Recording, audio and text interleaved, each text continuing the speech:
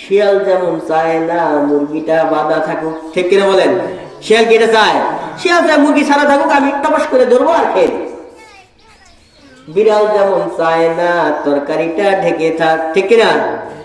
তরকারি ঢেকে থাকুক এইটা বিড়াল চায় না, ও চায় যে তরকারি খোলা থাকুক, আমি যা খাপাস করে খাইয়া বলবো মাছ গোস্ত যা আছে।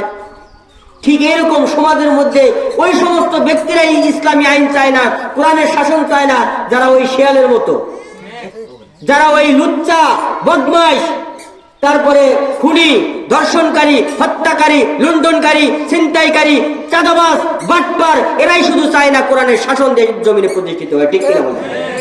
অতএব আসুন, ভালো মানুষেরা কিন্তু কখনো এইটা বলবে না যে না কোরআনের আইন প্রতিষ্ঠিত হোক, এটা আমরা চাই না, এটা কিন্তু চাই না।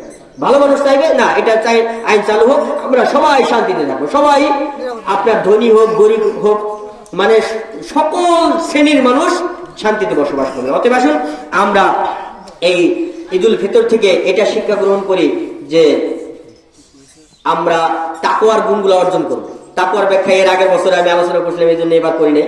ভাই আমাকে কিছু নোট দিছিল নামাজের ব্যাপারে, পর্দার ব্যাপারে, তারপরে ইনফাক ফি সাবিলিল্লাহর ব্যাপারে, প্লাস জিহাদ ফি সাবিলিল্লাহর ব্যাপারে। আমি সংক্ষিপ্ত আকারে মোটামুটি 4টার উপরেই কথা বলার চেষ্টা করছি, এবং কি কোরআনের শাসন প্রতিষ্ঠার ব্যাপারে, দিন প্রতিষ্ঠার ব্যাপারে, এটার ব্যাপারেও কথা বললাম মোটামুটি।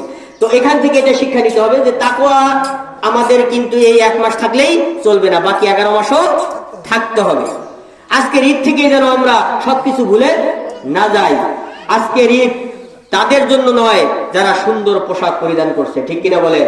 ঈদ তো তাদের জন্য আজকে যারা কি আল্লাহর কাছে তাওবা করতে পারছে, কথা বলেন ঠিক কিনা? ঈদ তাদের জন্য নয় আজকে যারা সুন্দর বাহনে সওয়ার করতে পারছে। ঈদ শুধু তাদের জন্য না, ঈদটা হচ্ছে কাদের জন্য? এটা কিন্তু আরবি একটা প্রবাদ বাক্যের আমি বাংলা অর্থ বললাম। ঈদ হচ্ছে তাদের জন্য যারা আল্লাহর সেই আযাবেরকে ভয় করে চলে, কথা বলেন ঠিক কিনা?